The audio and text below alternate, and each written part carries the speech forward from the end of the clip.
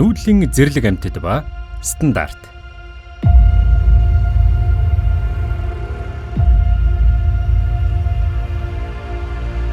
Монголын өргөн уудам нутаг уламжлалтай нүүдэлчин ах үе, соёл, эдийн засгийн хөгжилтэй салшгүй үеэлдэ холбоотой.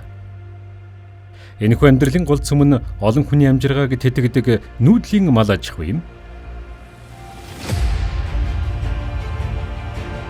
Мал сүргийг гал тэрэг тээврийн хэрэгслээс хамгаалахад өргөст тур зайлшгүй шаардлагатай гэж үздэг. Гэвч энэ шийдэл нь зэрлэг амьтдын шилжилт хөдөлгөөнд сөргөөр нөлөөлж байна. Түүнчлэн авто зам дээр нүүдлийн зэрлэг амьтад дайруулж өргөдөх тохиолдол цөөнгүй гарсаар 2007-оос 2011 онд л гэхэд олон улсын чанартай болон орон нутгийн авто замд нийт 295 зэрлэг амьтан үрэгдэжээ. Ялангуяа төмөр зам хоёр талаараа өргөст торон хашаатай байгаа нь нүүдлийн зэрлэг амьтдын амьдрах орчныг хувааж үхэл гэмтэлд хүргэж байна.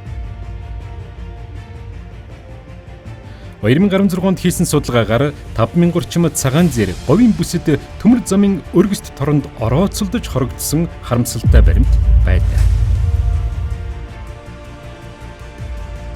Тиймээс үүнийг шийдэхийн тулд Дэлхийн байгаль хамгаалах сангийн Монгол дахь хөтөлбөрийн газар 2011 оноос талуудтай хамтран идэвхтэй ажилласан юм.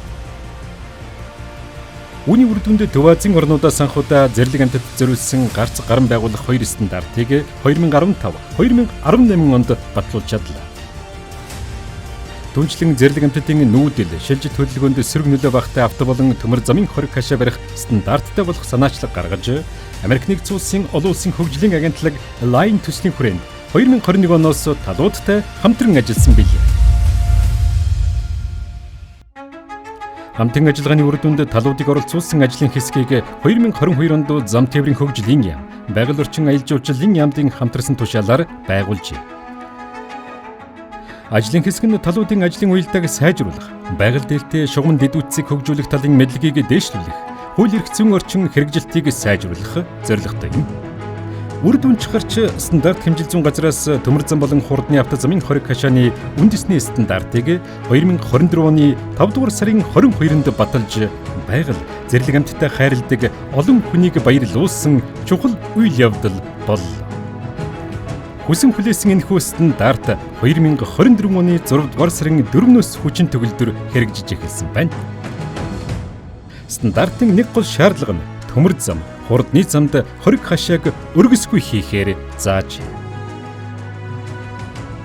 Энэ нь нүүдлийн амьтдыг өргөст хашаанд орооцолдож гэмтэх, үрэгдэх эрсдлийг бууруулах чухал ач холбогдолтой бий.